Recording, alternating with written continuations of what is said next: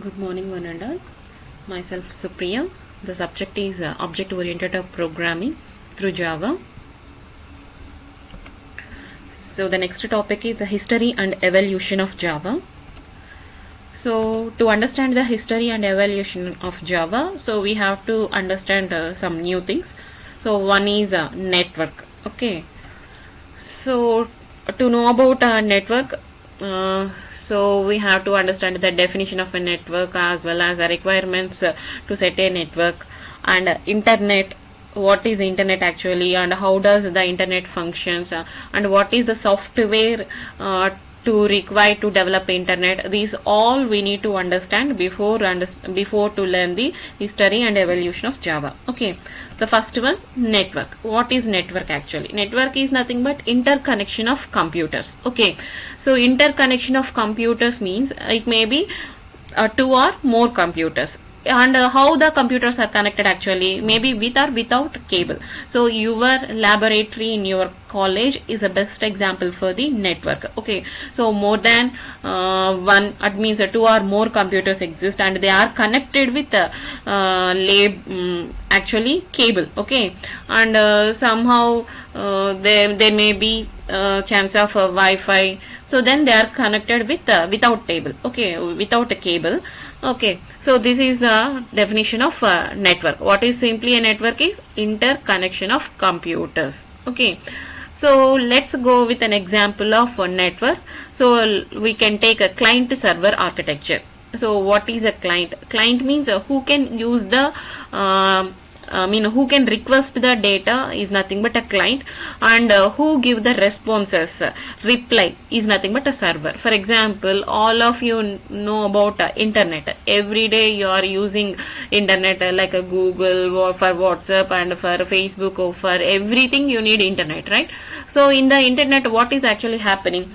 So for example, if you want to know, so what is a current COVID situation cases like that, so you can open a Google page and there you can write a question, right? Yes, so that is means you are requesting some data. Okay, so how you, there is a page with different information consisting COVID status in the current situation. Okay, page with a different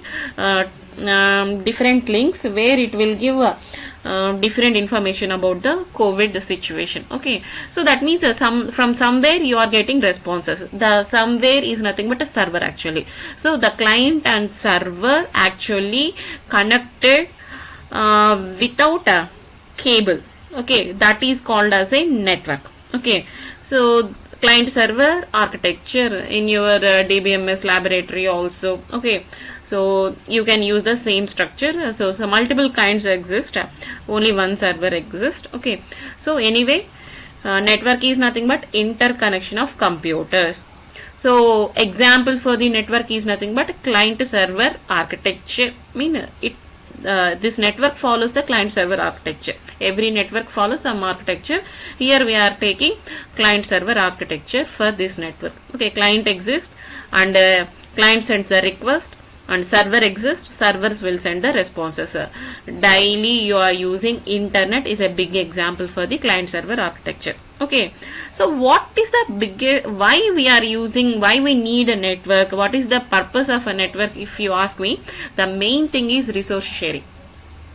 Okay, so the main answer is, the main purpose of the network is nothing but resource sharing. So then again, what is a resource? We can call data, memory, software, hardware.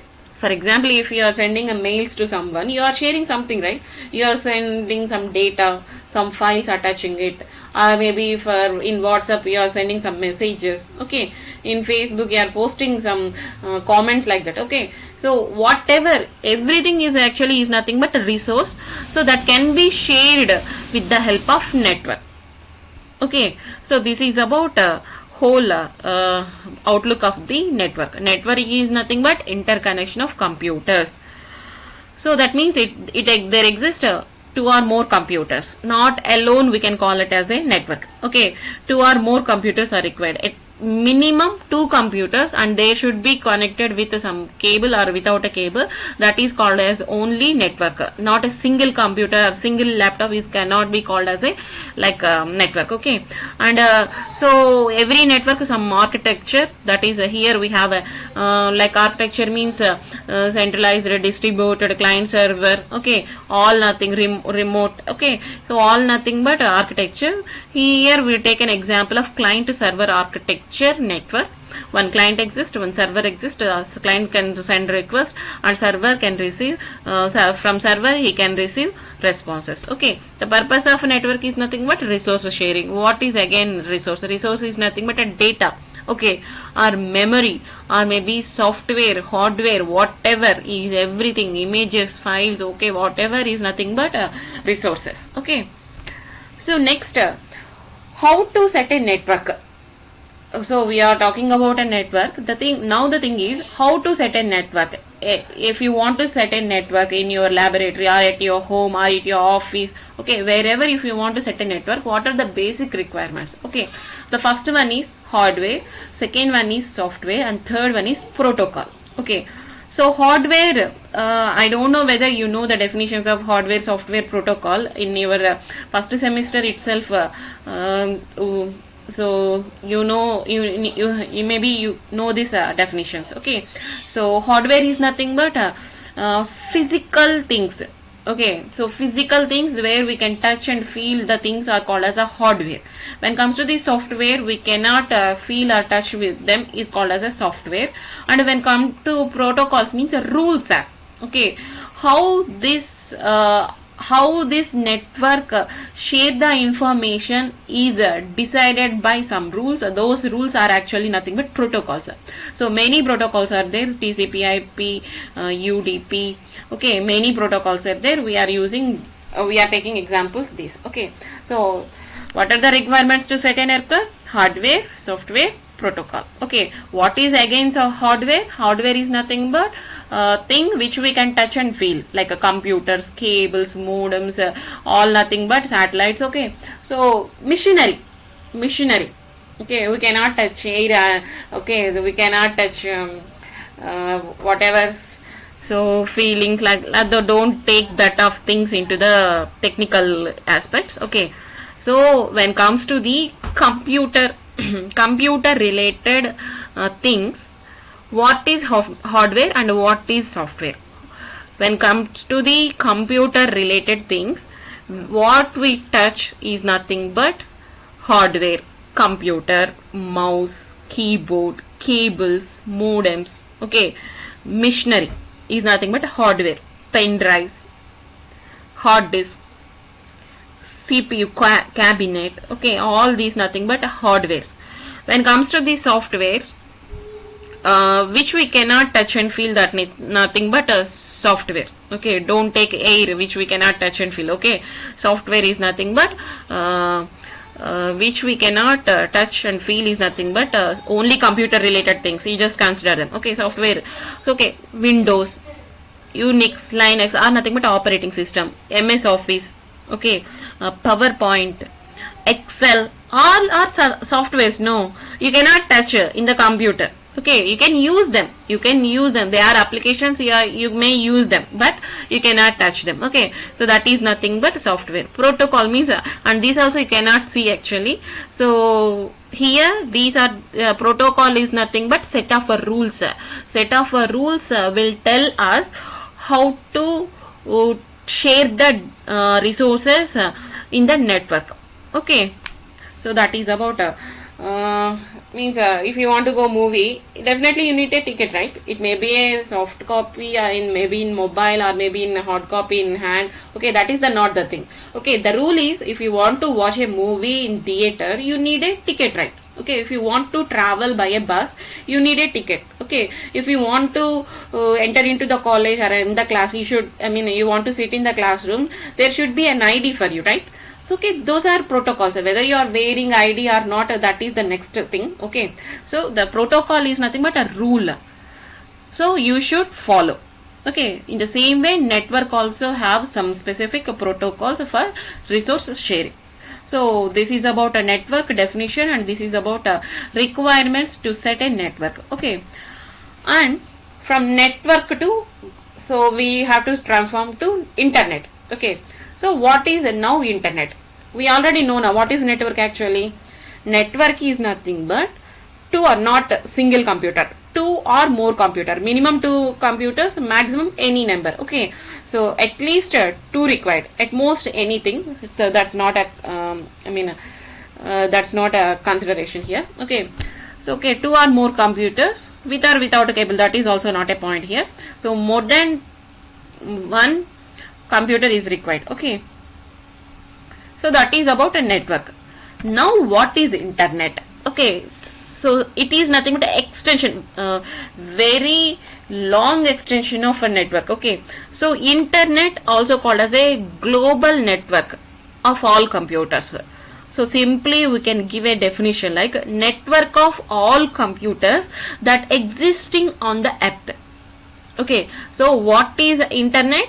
Network of all computers. What we say previously, network is nothing but two or more computers are connected. Okay, so now the thing is, so the computers that existing on the earth, in your home, at my home, in the college, like that college, so many colleges are there, so many offices are there, so many computers are there, not only in this city, not only in the state, in every state, in every country, whatever the computers exist in the world, those all connected with a network. That network is called as an internet actually. Okay, so what is the when, so what is the reason we have this internet, or maybe how it is developed? Okay, so that can be discussed now. The history of internet. Okay, so where it is actually started, why it is actually started. Okay, that is the main history of internet. Not we are not discussing about the Java history, right?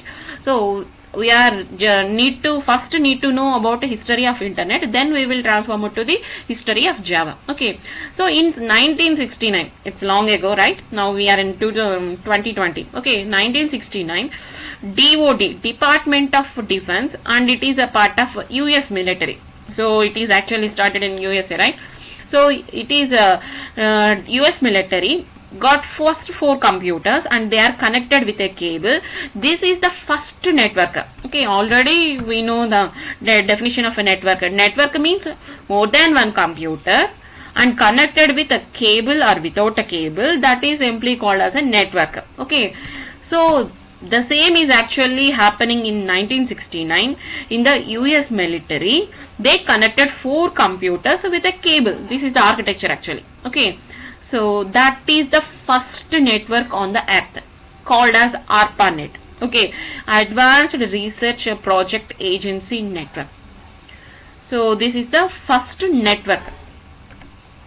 So as a network, internet also a network, right? Okay, internet, the definition itself defines network of all computers.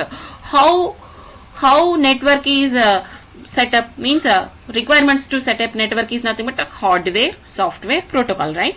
In the same way, internet also a network, and it also need some requirements to set internet. Okay, so those are, so like any network, internet also requires some hardware, software, protocols. Okay, what are the softwares? Okay, so client server missions. Client server missions means computers only. Okay, and when it comes to the software is nothing but a web browser. Now you are using Chrome, Firefox, Internet Explorer. Okay, all nothing but web browsers.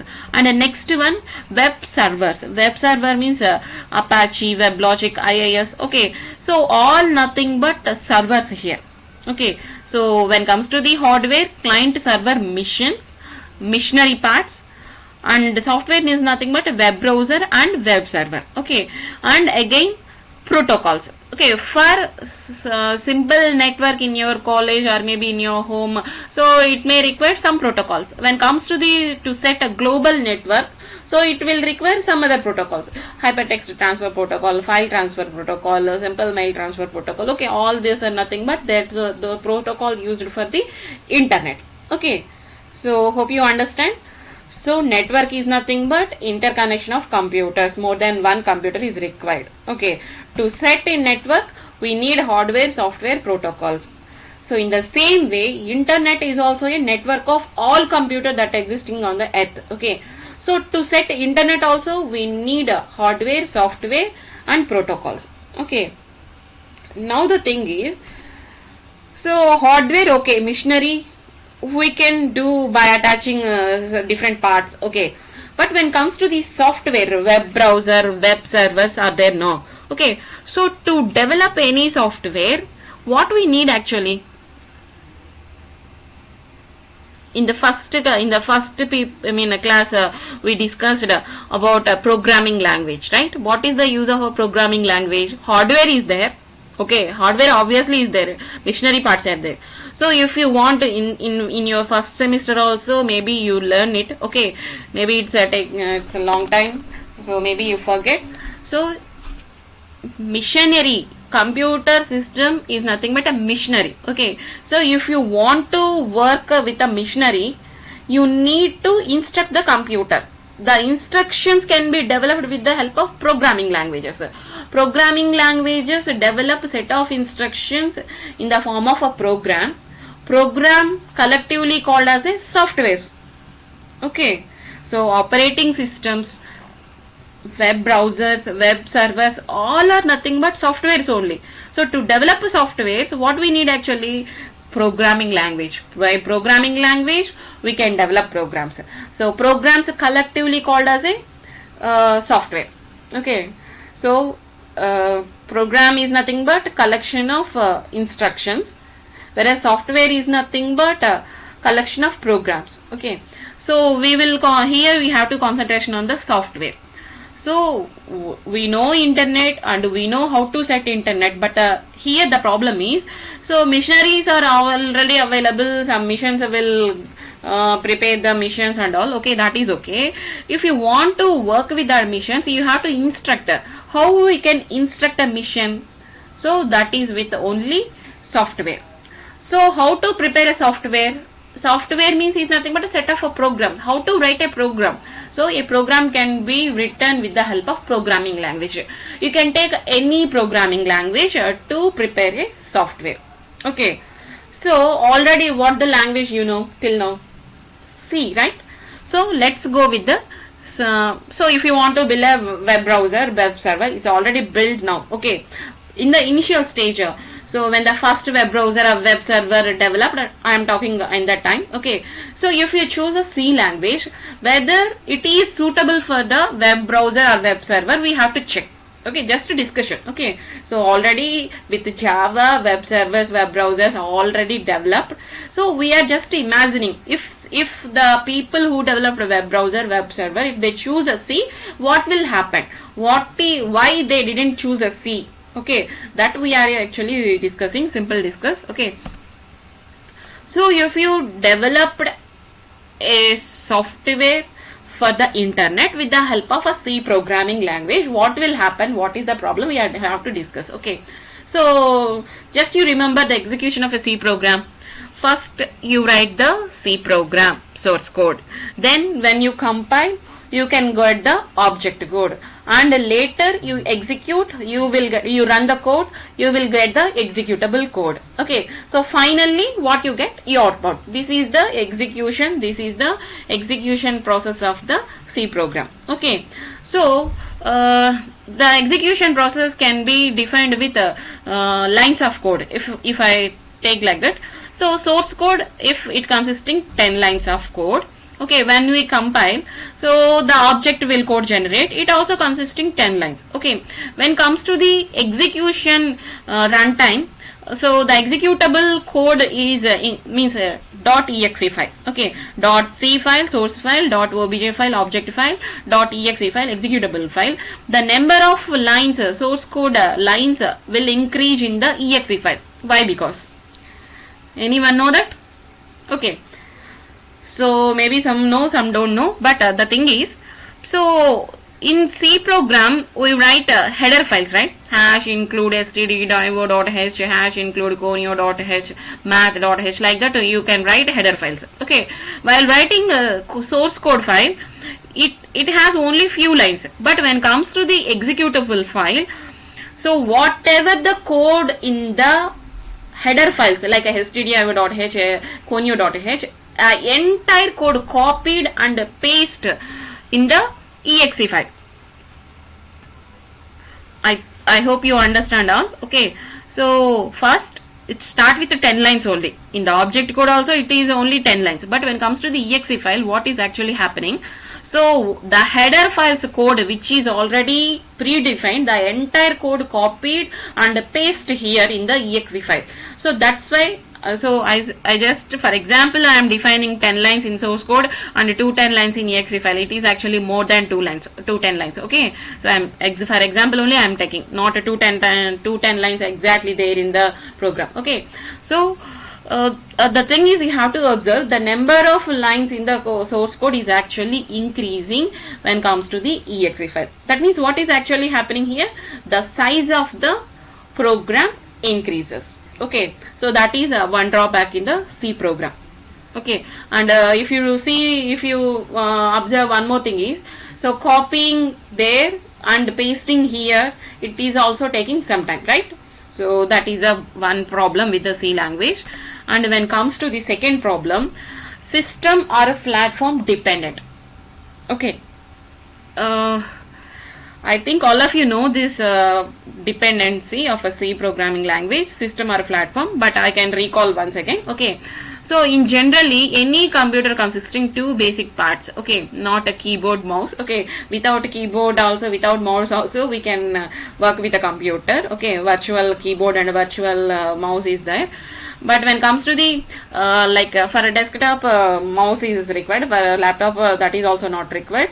So the basic heart of the computer system, one is a microprocessor, the second one is the operating system. So microprocessor examples are Intel, Pentium. Okay, like that, those are examples of microprocessor.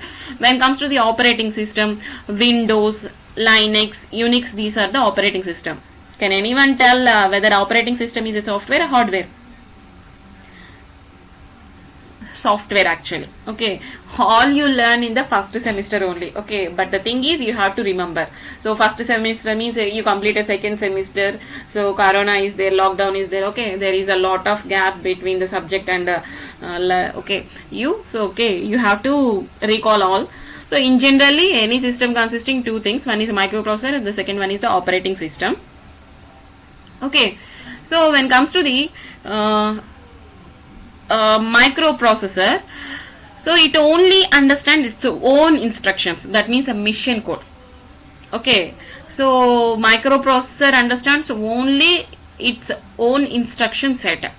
And what about operating system? Operating system, what is actually do is, it stores the data and instructions in different formats. Okay, for a different operating system, different way of instructions available. Okay, for example, for adding two number, so in the DOS disk operating system, you have a command like add AB are two variables, A value is there, B value is there.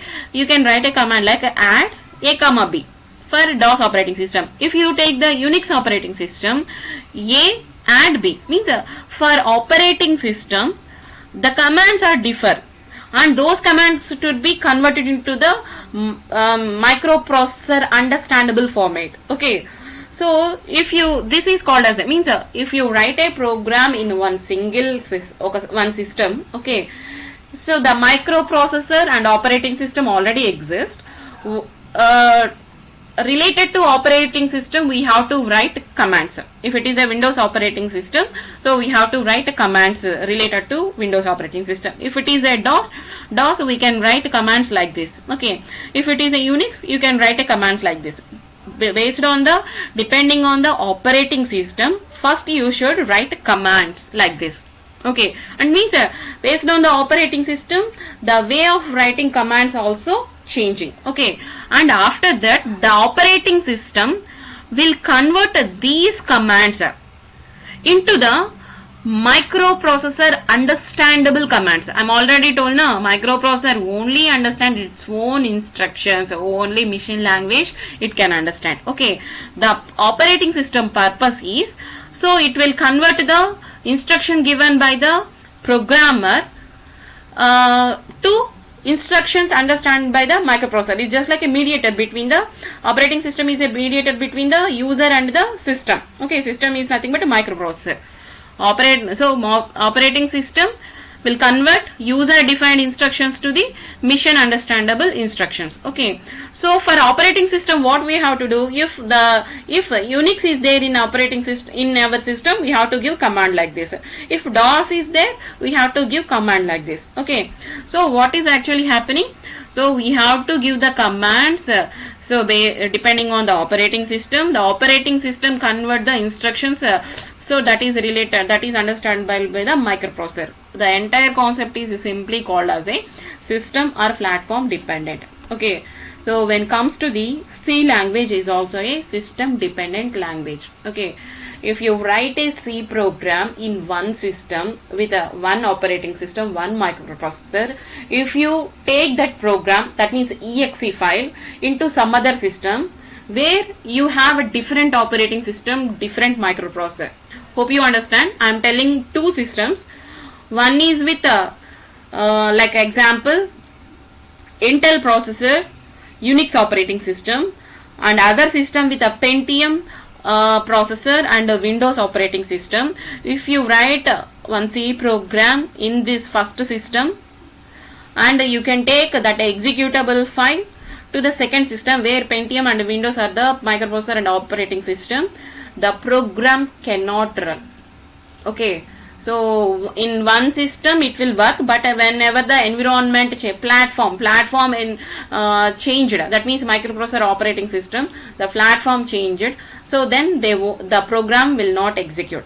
Okay, so that is called as a platform dependent or system dependent. Okay, the C is a best example for this concept. Okay, so what the question when I ask you software development for internet?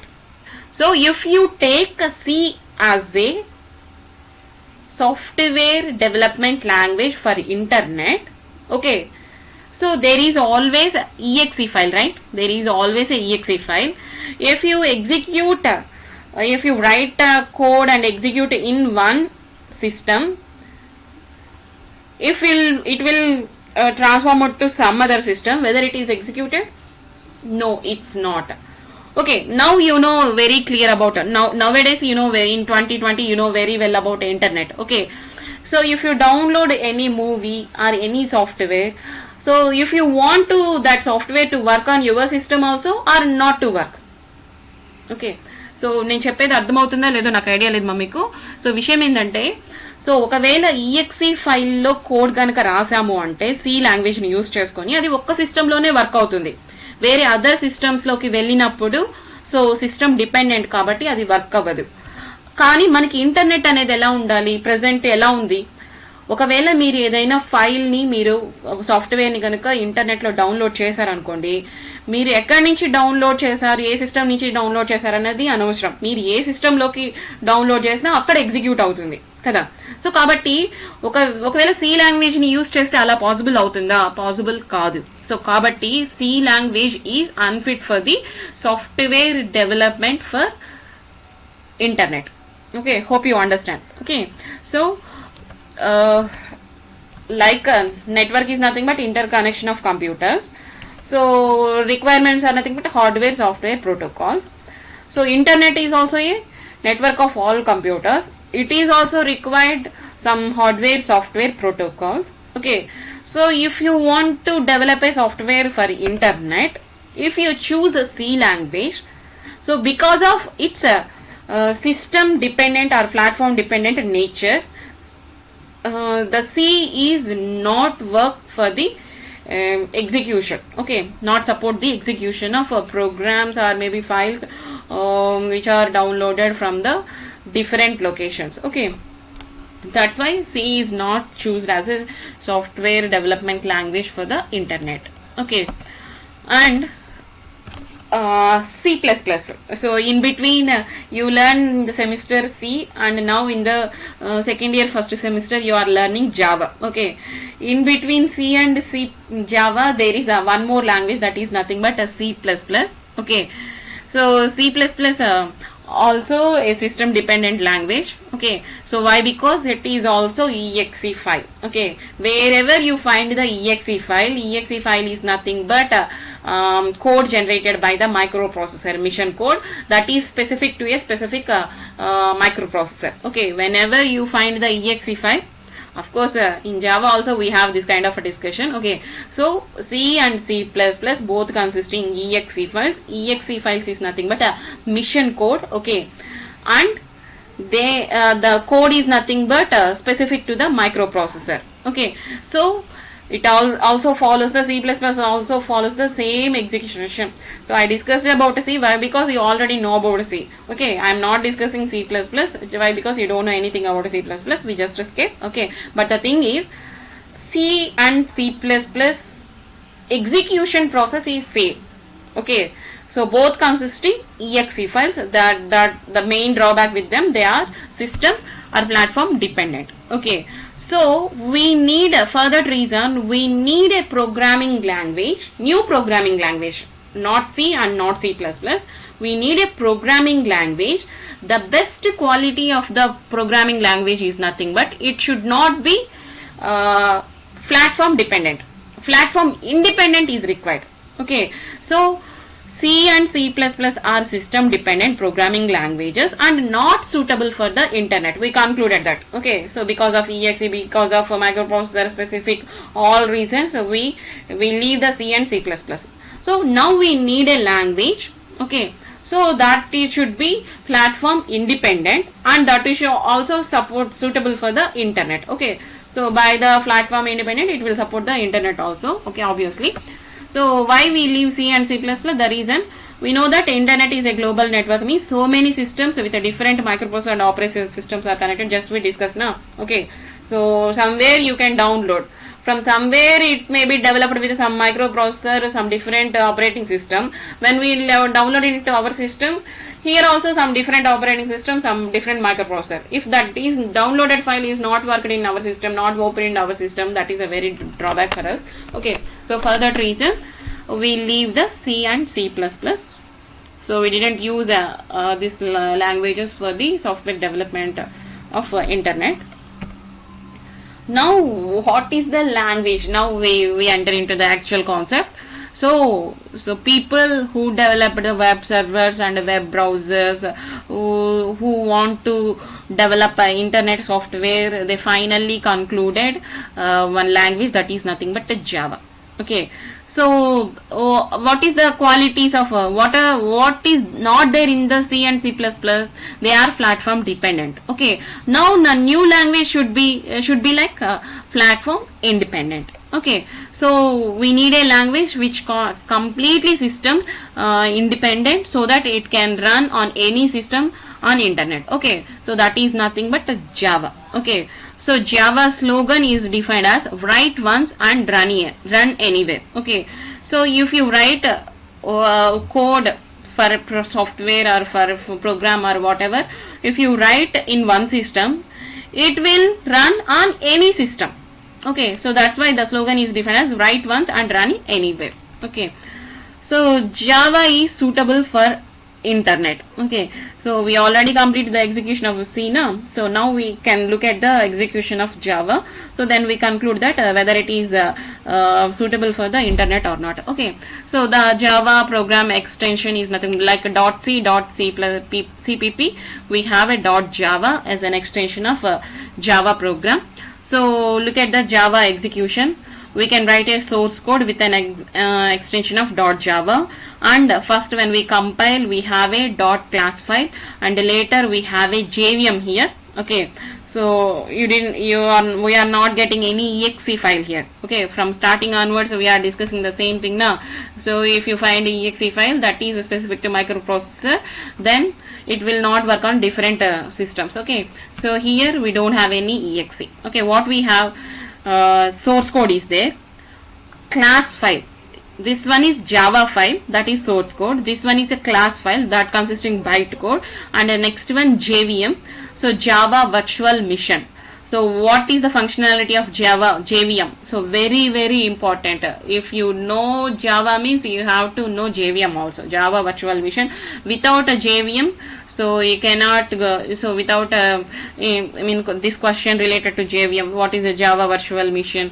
Okay, without this question, no interview will there. Okay, in future. So Java JVM converts a bytecode. Already in the class file we have a bytecode, and it will convert it into the mission code. Okay, so at anyway a microprocessor is compulsory in any system.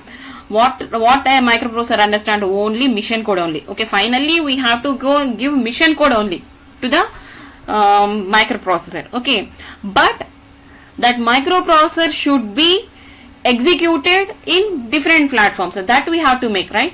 Okay, here the thing is happening.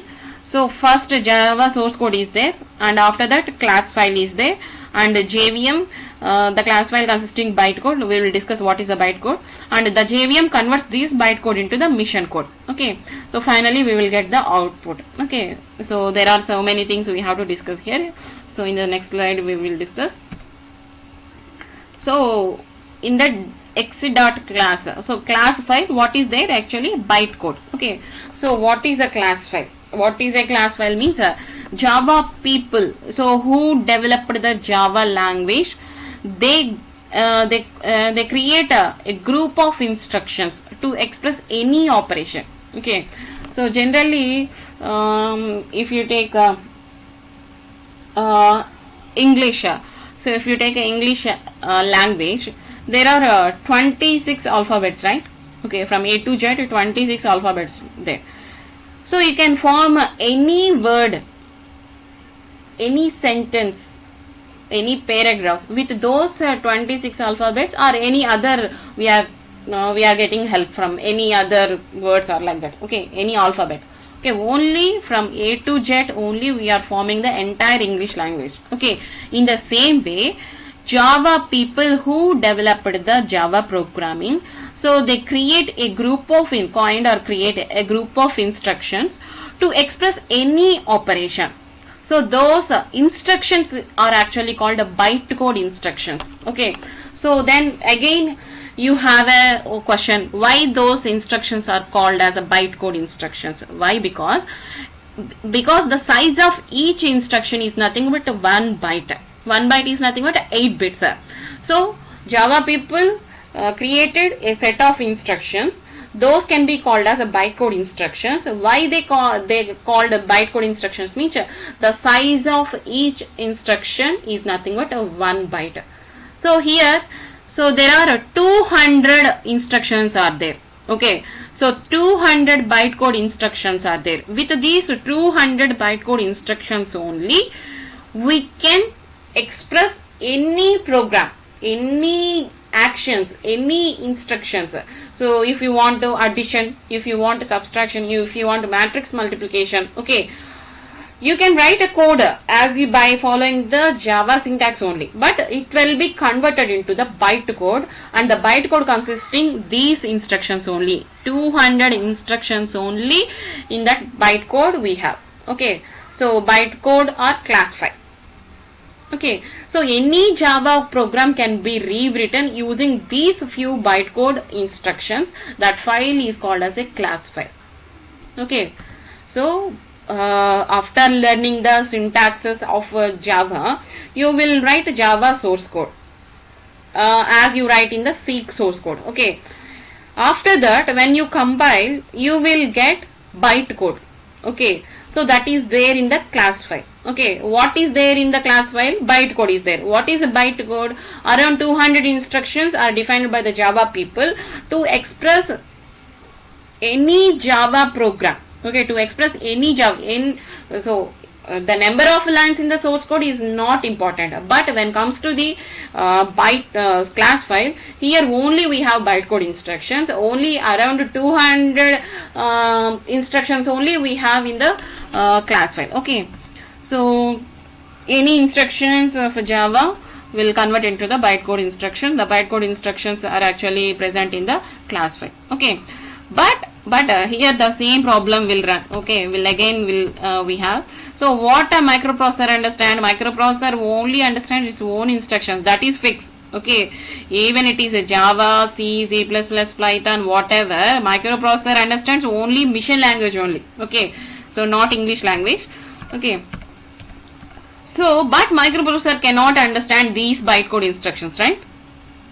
Okay, so microprocessor will not understand the source code, or maybe bytecode, or maybe object file. Okay, it doesn't understand anything. It only understand mission code only, that is in the form of zeros and only. Okay, binary code. Okay, so now the thing is, we after compiling this Java source code, we have a class file. Class file means bytecode. Okay, but microprocessor understands only mission code.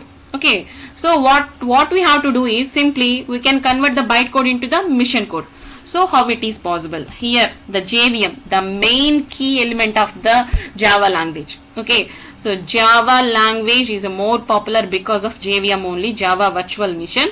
What is actually it is actually doing? It converts the bytecode into the mission code. So mission code understand by the microprocessor, bytecode from the class file. Okay, so the basic, very basic pillar to the Java language is nothing but JVM. Okay, so bytecode instructions from whom?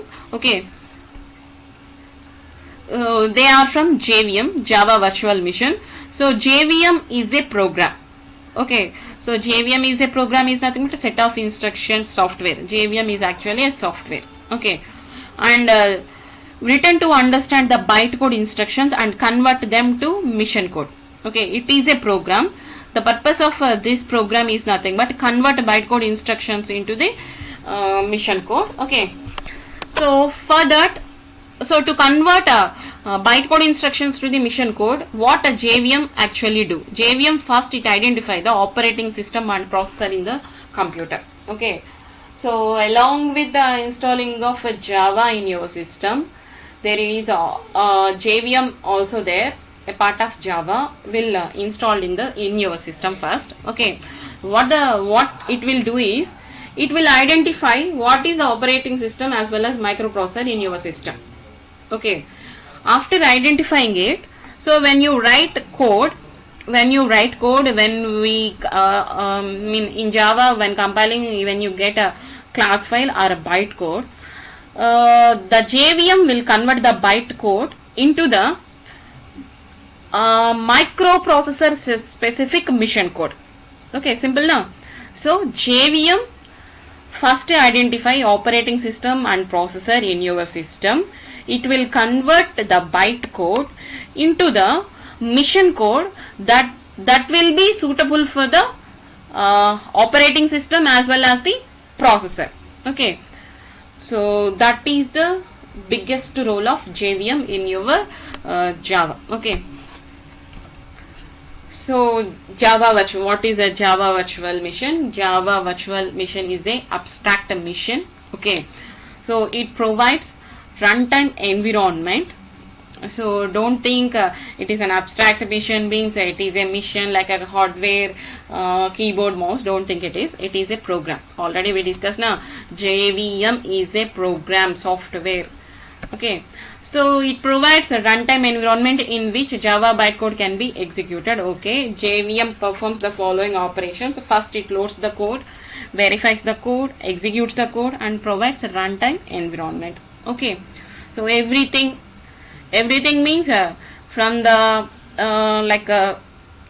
to get an output, what is actually need that can all done by the JVM only. All can be done by the JVM only. Okay, first it loads the code and verifies is there any mistakes are there in the code, and finally it executes the code and provides a runtime environment. Means for executing the Java program, it will create an environment also, right? Okay, so this is the internal architecture of a JVM. Okay, so when we compile a source program, we have a class file. What is there in the class file? Bytecode. That will be given to the class loader subsystem. Okay, so the class loader subsystem give the bytecode instructions to the runtime data areas. Okay, so this is a memory area. Okay, what is actually happening here? So in your code, some methods are there, some variables are there, some memories registers are there. Okay, so it can allocate every part of a program to different memory areas. Okay, like some predefined methods are there, some user defined methods are there. Okay, some like some intermediate results are there. Okay, like that it will allocate some locations, memory areas. Okay, first source code to class file, bytecode will be given to the class loader subsystem. Class loader subsystem will assign memories to the program. Okay, from after that it will go to this location. Okay, so this is called as a execution engine. Okay, how JVM is important to the Java, in the same way execution engine, JIT compiler is also important to the JVM. Okay, so in the if you see the C programming, there we have a like interpreter is there, but here we have if you take any like a system or a language, there may be a interpreter or compiler is there.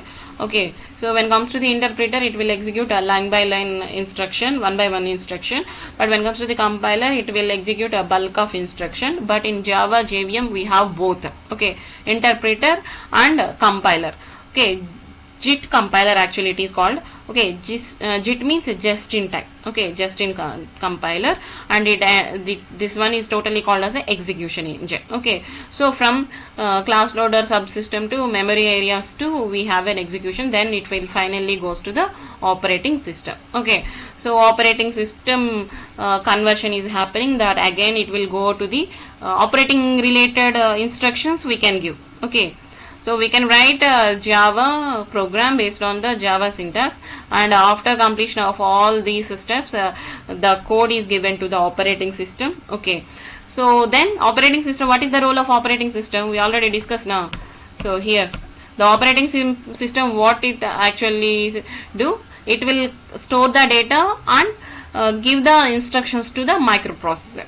Okay, so here we operating system will convert the will give the instructions that is already converted by the JVM, give the instructions to the microprocessor. Operating system will convert the transform the instructions to the microprocessor. Okay, then what about a native method interface? Native method means a predefined like header files in the C. We have also packages here. If that kind of need is there, any predefined file, so that can be transformed from native method library to the native method interface to the runtime data areas. Okay, this is the basic architecture of JVM. JVM is a software or hardware? It is software. Okay, so hope this understand the execution. So Java file is there, it will convert into the class file, and again JVM convert this bytecode instruction to the mission code, and find that mission code is given to the operating system. Okay, so mission code that can be given by the operating system to the microprocessor, and finally we will get the program output. Okay, now you tell me, is there any exe file? If exe file, what will happen? If exe file is there, then there is a problem with the system dependency. If here we don't have any exe file, that means we don't have any system or platform dependency. Okay, so can we conclude that? So Java is nothing but what? Platform dependent or independent? Okay, system independent or platform independent. We don't have exe file. If existing of exe file and not existing is not actually point. Okay, the thing is, so if you write code in one language, that exe file will not work in another system, another operating system, and another platforms. Okay, in other platforms it won't work. Okay, that is the main thing. Okay, so this is the textual representation of architecture. Class loader, it is a subsystem of JVM used to load class files. Okay, so from source code to class file first loaded, and class method area. So class method area stores per class structures such as runtime, constant, pool, field, method area, and code for methods. Okay, and a heap area which objects are allocated. Okay, stack, it holds local variables, and a program counter. It's actually program counter, PC register. I think already you know well. Okay, it stores the address. Okay, so native method stack. So any predefined methods are there that will be stored. Okay, execution engine. Execution engine consisting interpreter as well as the just-in-time compiler. Okay, so why JIT compiler? In general, if you take a C language, there we have only interpreter, or maybe somewhere you can find the only compiler to execute a program. To execute one instruction at a time, we need an interpreter. To execute all instructions at a time, we need a compiler. But here in the JVM architecture, we have both. Okay, for executing one by one instruction, interpreter we know. Then what is specially JIT compiler? Okay, here. So why we need interpreter and JIT compiler both? Okay, so for example, if you take a program, just a pseudocode I am writing, print A, print B, repeat the following 10 times by changing I values from 1 to 10. Okay, print A. First we can print A value, second we can print B value, and finally from 1 to 10 means looping from 1 to 10 times we are printing A. Okay, so if you take interpreter and at the same time if you take a compiler, what is actually, so why we are using basically computer, it will save the user's time to execute, right?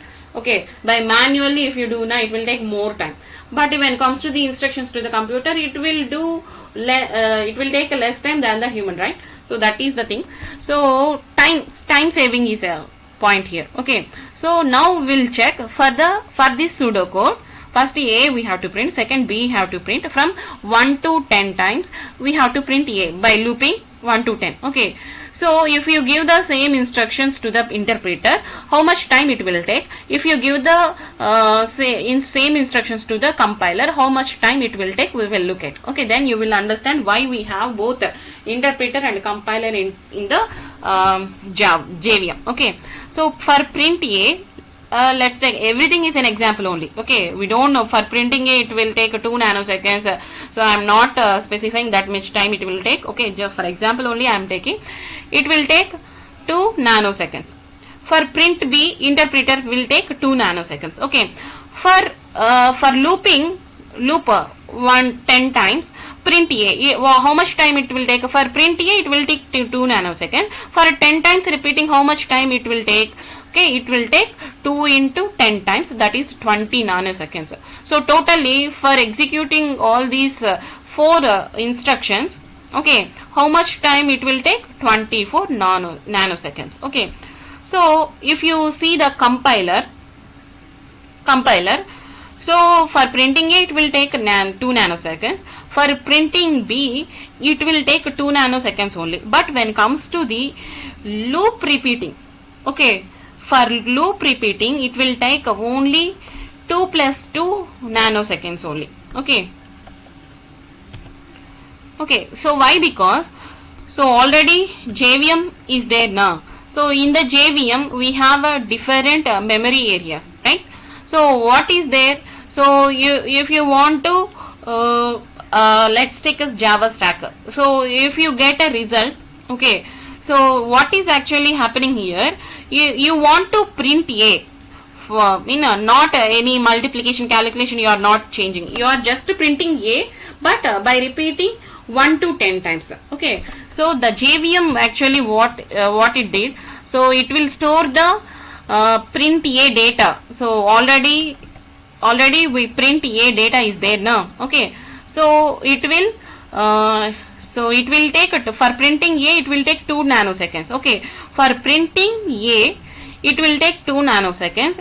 For storing the Java data into the stack, it will again take 2 nanoseconds. Okay, that's all.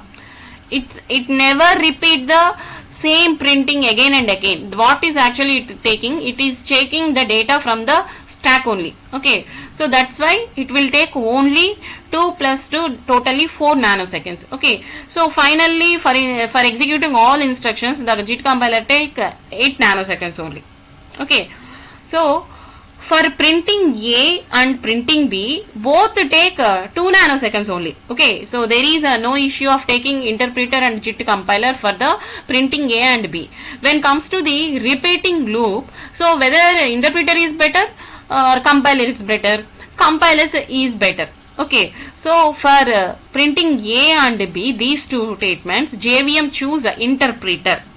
Okay, for printing repetitive loop, so the JVM takes the help of JIT compiler. Why? Because it is less time than the interpreter. Okay, so just in time, whenever, just in time means the justification. So whenever the execution process is actually done by the interpreter only, but whenever interpreter takes more time for execution, then JVM takes the help of JIT compiler. Okay, so that is actually swapping between interpreter and compiler. Okay, so that is actually done by the JVM only. That is a JVM headache. Okay, so not our headache. We can give the program to the JVM. So JVM will choose will compare the time sessions. Okay, so where interpreter will take the A and B printing, both times are similar, so it will go with the interpreter. When comes to the repeating loop, okay, it's already learned one to the JVM. Okay, so JVM will choose a JIT compiler for the purpose. Okay, so totally, so here, so 8 nanoseconds, so 2 plus 2 plus 4, so it will take 8 nanoseconds. Okay, so for print A, print B, JVM choose interpreter. For printing A by repeating loop, it will take a JIT compiler just in time. Okay, so whenever it required, it will appear. Otherwise, remaining part will actually the part execution part is done by the interpreter only. Okay. So some few concepts we have to remember. So JVM, again, JVM is not a hardware. Okay, it is actually software only. Okay, program, set of instructions. So different flavors of JVM. So flavors is nothing but like ice cream. Okay, vanilla, strawberry are there, no? So they are based on the operating system. We have different flavors of JVM here. Okay, so JVM, Java Virtual Machine. If you give a Java code and Java compiler, okay, Java compiler will convert the Java compiler convert the Java source code into the bytecode. That is nothing but a class file. From class file, the JVM work will start. So bytecode will give to the JVM. JVM convert that bytecode into the mission code. Okay. So if it is Windows, JVM convert Windows related instructions. The bytecode can be converted into the Windows dependent instructions. If Linux is there in our as an operating system, the JVM converts bytecode into the Linux relevant instructions. If it is a Mac operating system, bytecode can be converted into the Mac related instructions by the JVM. Okay, so for Windows JVM is there, for Linux JVM is there, for Mac JVM is there, for Ubuntu JVM is there. Okay, different based on the operating system JVMs are there. Okay, different operating system flavors. Okay, not for us, operating system flavors those are. Okay, so finally, so source code can be compiled first, then bytecode will generate. Bytecode is given to the JVM. JVM generate Windows related instructions. Then operating system will transform those code into the microprocessor mission code. Okay, that is actually happening. So few points to remember. So JVM, what is JVM? Java Virtual Machine is a mission hardware. Is it? No, JVM is a software. Okay, so whether it is a system dependent or independent. System, so Windows operating system, Windows JVM. Linux operating system, Linux JVM. Mac operating system have Mac JVM. So JVM is a system dependent only. What is bytecode? Bytecode is a system independent. Okay, so while compiling Java code, we have a bytecode. It is not related to Windows, Linux or JVM. Okay, this is a system independent. Okay, so Java is a system independent programming language. Okay, so Java is a system independent means when we compile we have a bytecode. If a bytecode is a independent means Java obviously a system independent language. Okay, so remember always JVM only dependent, not a bytecode or class file or Java file or Java programming language is not a platform or a system dependent. Okay, independent though are. So what is the advantage or purpose of a network? Can anyone answer the question? Purpose of a network. In the first slide we discussed now purpose of a network. Okay, so okay, which is the most widely used protocol in internet? Okay, so we discussed in this class some protocols rules. So internet, the protocol used for internet. So difference between exe file and class file, can anyone tell? So why Java is suitable for internet, all we discussed just now, right? So which part of JVM will allocate the memory for a Java program? Can anyone tell? Okay, so the advantage or purpose of a network is nothing but a resource sharing. So what is the most widely used protocol internet is nothing but HTTP. While you are typing any query on the browser bar, then you will find HTTP like that, hypertext transfer protocol. So difference between exe and class file, exe file is nothing but a mission code, class file is nothing but a byte code. Okay, and why Java is suitable for internet? Because of basic reason is independent, it provides security also, we'll see later.